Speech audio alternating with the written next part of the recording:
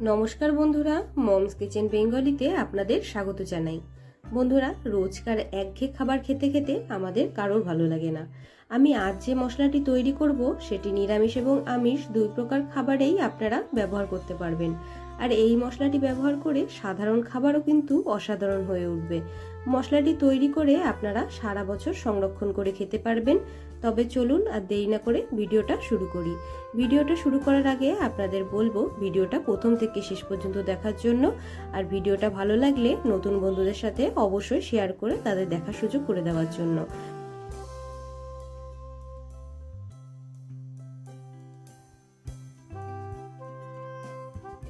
আমি একটা থালায় সমস্ত মশলাগুলোকে নিয়ে নিয়েছি জিরে, শাহি জিরে, শুকনো লঙ্কা, ধনে, গোলাপের পাপড়ি, গোলমরিচ, সাদা গোলমরিচ অথবা শাহি গোলমরিচ, স্টার অ্যানিস, দারচিনি, লবঙ্গ, এলাচ, বড় এলাচ, তেজপাতা এবং জায়ফল।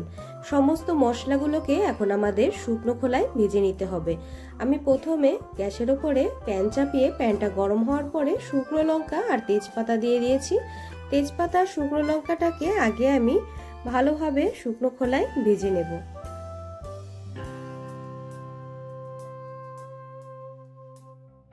শুকনো খোলায় আমি তেজপাতা আর শুকনো লঙ্কা কিছুক্ষণ ভালোভাবে ভেজে নিয়েছি। এখন আমি দিয়ে দিচ্ছি স্টার অ্যানিস, দারচিনি, এলাচ এবং বড় এলাচ ও জয়িত্রী। এবার এই মশলাগুলোকে একসাথে আমাদের খুব ভালোভাবে শুকনো খোলায় ভেজে নিতে হবে। বন্ধুরা, আমি প্রথমে মোটা দানার মশলাগুলোকে ভেজে নিচ্ছি। মোটা দানার মশলাগুলো ভাজা হতে যতটা সময় লাগে, পাতলা মশলাগুলো কিন্তু ভাজা হতে ততটা সময় লাগে না। তার জন্য আমি আলাদা আলাদাভাবে দুটো মশলাকে ভেজে নেব। এবার আমি বাকি সমস্ত মশলাগুলো দিয়ে দিচ্ছি। এবার সমস্ত মশলাগুলোকে একসাথে আমাদের ভালোভাবে ভেজে নিতে হবে। মশলাগুলোকে কোনো রকম ভাবে পুড়তে দেওয়া যাবে না। তার জন্য গ্যাসের ফ্লেমটা একটু লোতে রেখে আমাদের ভালোভাবে মশলাগুলোকে শুকনো খোলায় ভেজে নিতে হবে।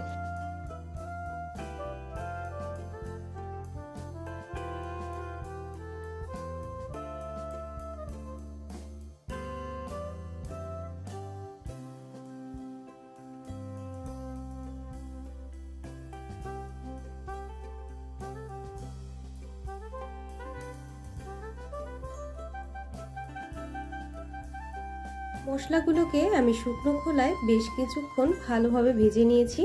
এখন সামান্য অল্প পরিমাণে একটু লবণ দিয়ে আবার মশলাগুলোকে আমি ভালোভাবে ভেজে নেব। বন্ধুরা, মশলাটাকে যখন আমরা শুকনো খোলায় ভাজি তখন তার ভেতরে যদি আমরা লবণ দিই, সেই মশলাটা দীর্ঘদিন আমরা সংরক্ষণ করতে পারি। কোনো রকমভাবে এই মশলাটা কিন্তু নষ্ট হবে না। আমি মশলাটাকে শুকনো খোলায় সুন্দরভাবে ভেজে নিয়েছি। এবার একটা পাত্রে আমি নামিয়ে নিলাম। নামিয়ে খুন্তির সাহায্যে একটু ছড়িয়ে কিছুক্ষণ আমাদের ঠান্ডা করে নিতে হবে। মশলাটা ঠান্ডা হয়ে যাওয়ার পরে একটা মিক্সার জারে আমি সমস্ত মশলাটাকে দিয়ে দিচ্ছি। এবার মশলাটাকে আমরা পিষে একটা পাউডার তৈরি করে নেব। এই মশলাটা আপনারা যে কোনো রকম খাবারে ব্যবহার করবেন, খাবারের স্বাদ কিন্তু দ্বিগুণ হয়ে যাবে। রোজকার একঘেয়ে খাবার কিন্তু অসাধারণ হয়ে উঠবে। এই মশলাটা আপনারা এমনকি দীর্ঘদিন সংরক্ষণ করে রেখেও খেতে পারেন, কোনো রকম ভাবে নষ্ট হবে না। কাচের জার হোক কিংবা প্লাস্টিকের কৌটো, যে কোনো কিছুর মধ্যে কিন্তু আপনারা এই মশলাটা সংরক্ষণ করে রাখতে পারবেন। দেখুন, মশলাটাকে আমি সুন্দরভাবে পিষে নিয়েছি। মশলাটা আপনারা তৈরি করে সাথে সাথেই ব্যবহার করতে পারেন অথবা রেখে দিয়ে দীর্ঘদিন ধীরে ধীরে ব্যবহার করে খেতে পারেন। দেখুন কত সুন্দর লাগছে দেখতে। বাজারে যে কোনো মশলার স্বাদকে এই মশলাটা কিন্তু হার মানিয়ে দেবে। অবশ্যই আপনারা এটা তৈরি করবেন। আর আপনাদের যদি কোনো রকম কোনো জায়গায় বুঝতে অসুবিধা হয় এটা তৈরি করার ব্যাপারে, আমাকে অবশ্যই কমেন্ট করে জানাবেন। নিরামিষ আমিষ যে কোনো রকম খাবারে আপনারা কিন্তু এই মশলাটি তৈরি করে ব্যবহার করতে পারবেন। নিরামিষ এঁচোড়ের তরকারি হোক কিংবা চিকেন, যে কোনো কিছুর মধ্যেই আপনারা এই মশলাটি কিন্তু দিলে তার স্বাদ দ্বিগুণ হয়ে যাবে।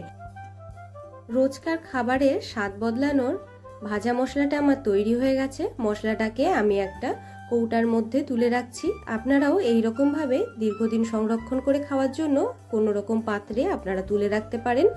আমার এই ভিডিওটা ভালো লাগলে চ্যানেলটিকে অবশ্যই সাবস্ক্রাইব করবেন, বেল আইকন দাবাতে একদম ভুলবেন না, যাতে আমার ভিডিওর নোটিফিকেশন আপনারা প্রথমে পেয়ে যান। সবাই খুব ভালো থাকবেন, সুস্থ থাকবেন। দেখা হবে পরের ভিডিওতে। ভিডিওটা প্রথম থেকে শেষ পর্যন্ত দেখার জন্য আপনাদের অনেক অনেক ধন্যবাদ।